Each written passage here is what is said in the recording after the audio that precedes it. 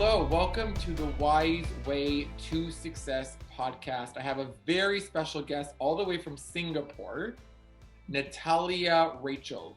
Natalia is the Director of Soma Clinic, and today we are talking about trauma and mental health. Welcome to the show, Natalia. Thank you so much for having me. So could you tell the audience a little bit more about you, what you do, and who you are? Sure. So my name's Natalia Rachel. I'm the Director of Soma Clinic in Singapore. And I'm a somatic trauma therapist and educator, a speaker, and a consultant. Okay. And yeah, our clinic in Singapore is all about addressing, I guess, the origins of trauma when it comes to complex health and mental health conditions. Interesting.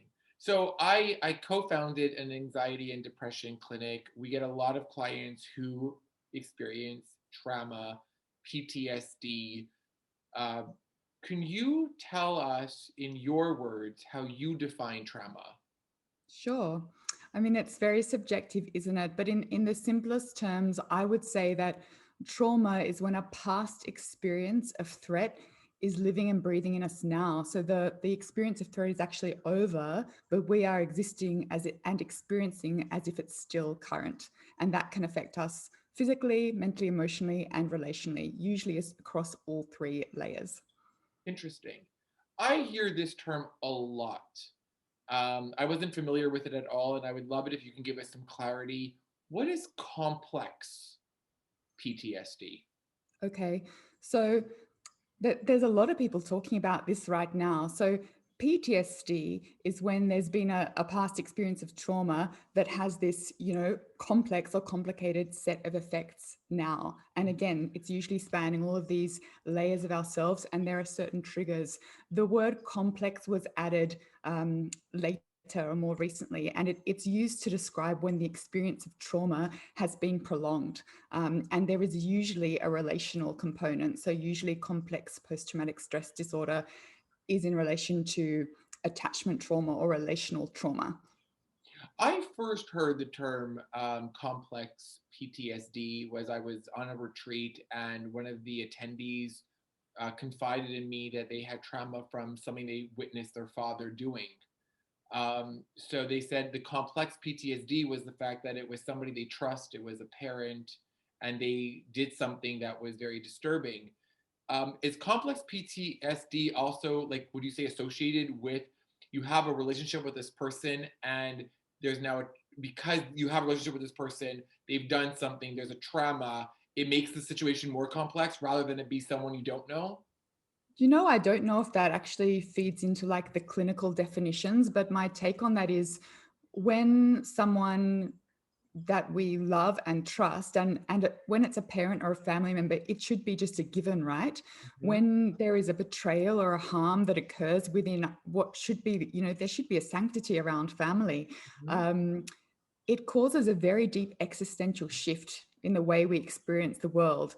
So it's kind of like, how does my world work? How do I exist when the person that I am so bonded to has harmed me? Like it doesn't make sense. And that's what I deal with a lot, this very existential experience.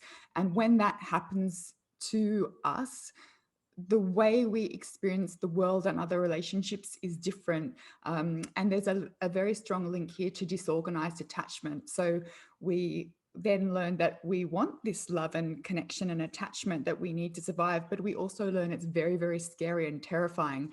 And that makes it very hard to exist relationally, whether that's with other people, with ourselves, with the world, with our career. We're confused or disorganized. So this brings me to a really important question. What would you say is the link between trauma and mental health?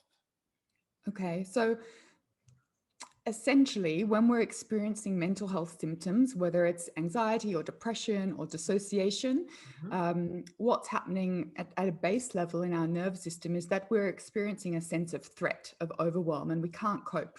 We're not existing within our capacity to cope with the world.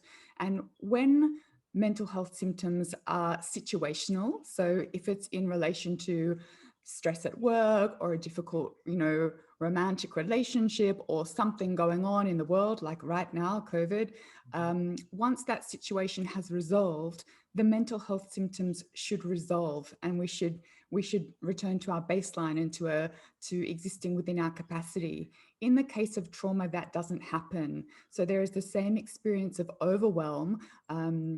But when the situation has ended, when the threats ended, we are still experiencing these mental health symptoms. And there is more and more research coming out that links a lot of mental health diagnosis and symptoms to origins of trauma.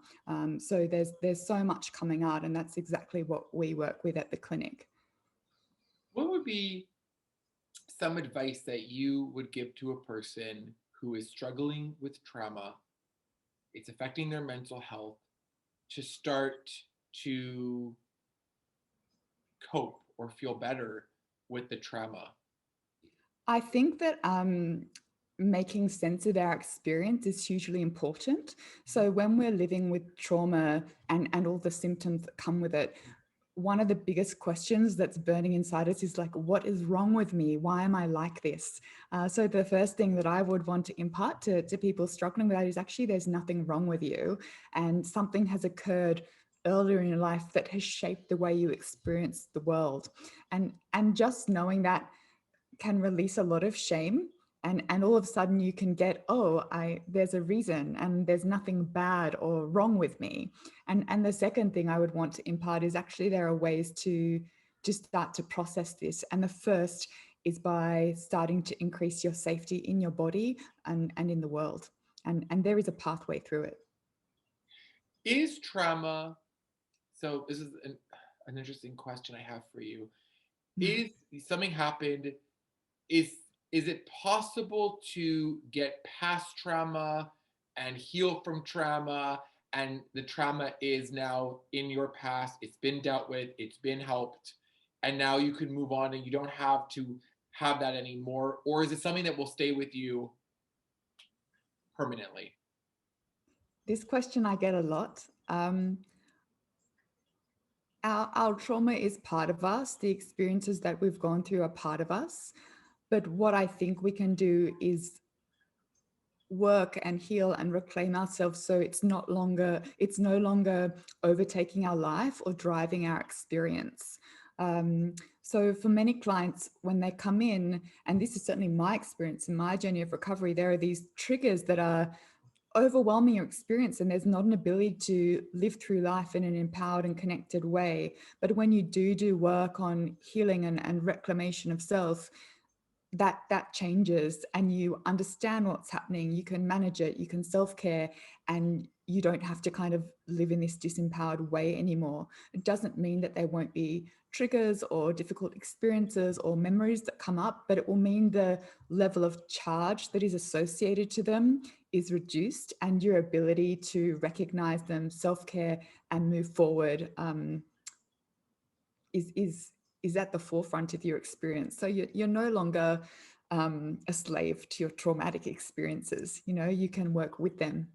Amazing. So they don't, it's not like they're going to be gone, but they're not going to define you or control you or be with you all the time. Absolutely. I think when we have experienced trauma, and of course, trauma is a spectrum, it shapes the way we live in the world. I mostly specialize with people who have gone through pretty severe things. So that's going to be part of them. And a huge part of the process is one of reparenting, where we learn to look after ourselves and love ourselves and accept ourselves, rather than telling ourselves we're bad or wrong, or this part of you shouldn't be there, because that's actually re-traumatizing in itself. That's often reliving the past harmful dynamic, where back in childhood or in attachment years, someone has made you think something's wrong with you, or someone has done something that is wrong with you. So learning to be your biggest supporter and self-care is a huge part of recovery. So I'm going to ask you, I'd love to give tips to the people who watch the show. You mentioned self-care a couple of times already. How can somebody show some self-care to themselves? Okay, well, this is going to depend where you are in your journey, Right. and how, how much awareness you have of your triggers and how somatized you are, so how associated you are to the body. So it's difficult to give, very clear tips in such a broad way. Right. Um, but the first one, I guess, would be to start to recognize your triggers. So they might exist within relationships, they might exist in spaces or interactions that you have in your life, or they may exist within smells or tastes or your own sensations in your body.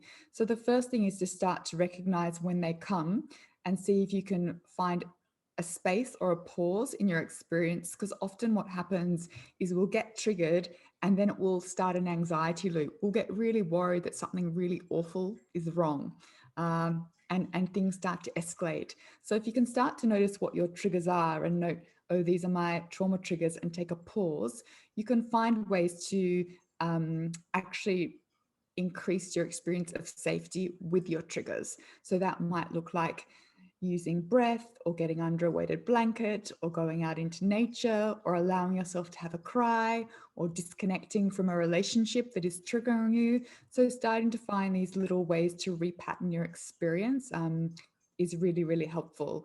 The other, I guess, overarching tip that I often give people is once you are aware of your triggers, when you have them and you can notice them, you can actually use your cognitive powers to let yourself know, okay, well, this is my trauma, this is a trauma trigger, and actually I'm very safe in this world right now. Because when you're having a trauma trigger, your body thinks you're back there living it. So if you can associate to the room or the place you're in, so often I'll ask people to look around at, the floor, the walls, the art, feel their feet on the floor, letting your body know actually I'm safe in the here and now, can really start to de-escalate those threat responses. So that's a pretty great little tip, and I still use that myself. I think it's great. And it comes back to being aware of yourself, reconnecting with yourself. And it goes back to, reparenting, be that person for yourself. So if you have a trigger when you smell something, or you start to feel panicky when you see something, you need to be aware of what is going on that's creating these triggers or these responses when I see this or smell this, that I'm feeling this way. So really Yes. be curious about yourself, understand yourself, be kind to yourself, and try to show yourself that, or support yourself in this journey of trauma, in anxiety, in the stress responses. Absolutely. And I think there's an extra piece to that. So, yes, we do want to learn to love ourselves and look after ourselves and be kind. But when we've not had a map for that growing up, it can feel impossible and bad and wrong. So, often in the earlier stages of trauma recovery, we need somebody to show us what that is. And that's what the therapeutic relationship is all about, in my opinion, having somebody else to show you, hey, kindness does exist, safe connection does exist.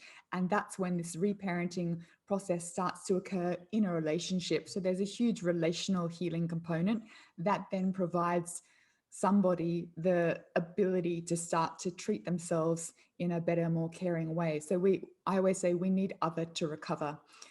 So often, when we're really not able to care for ourselves, we do need somebody to help us first.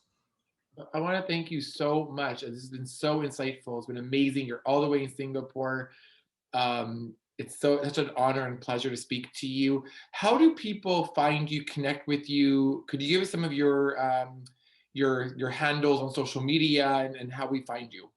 Sure. So the place where I, have the most going on is Instagram. So it's at Natalia underscore Rachel underscore change. And you can also hop onto my website, which is just nataliarachel.com. Or if you're interested in our clinic and what we do, it's somaclinic.sg. I want to thank you so much. This has been super insightful. Anybody who's struggling with anxiety, stress, PTSD, trauma, please reach out to myself or one of I call my guests my wise mentors. That's what we're here for. We're in the helping profession. I love what you said about recovering with others. What was that? The We need other to others recover. to recover. Ooh, I love that. Thumbs up on that. So true. Sometimes we really need others to recover. I want to thank you so much. It's been a pleasure. Please reach out. I want to wish you all, everyone watching, to be safe, to know that you are not alone, and that there is support and there is help and there are people who understand, and there's no shame. I think it's important when we talk about these things to bring out the fact that there is no shame. And a lot of times trauma has happened on people and they feel shame, or they did something wrong and they don't want to talk about it. There is no shame, and we need to take out of the shame. It happened, it is what it is, and now we need to work on recovery. And this is what this is all about, is recovery and moving forward. So I want to thank you all. Have a wonderful, wise day. Hope you enjoyed this episode. Please feel free to reach out to Natalia or myself. And if you enjoyed this episode, please share it with your friends. Hit the subscribe button, hit the like button. Let's spread the healing and helping others. Let's do this journey. I am on a mission. Most of the people that come on the show, we're all on missions to help people live their best life. Thank you so much for tuning in. Thank you, Natalia. Thank you. Bye.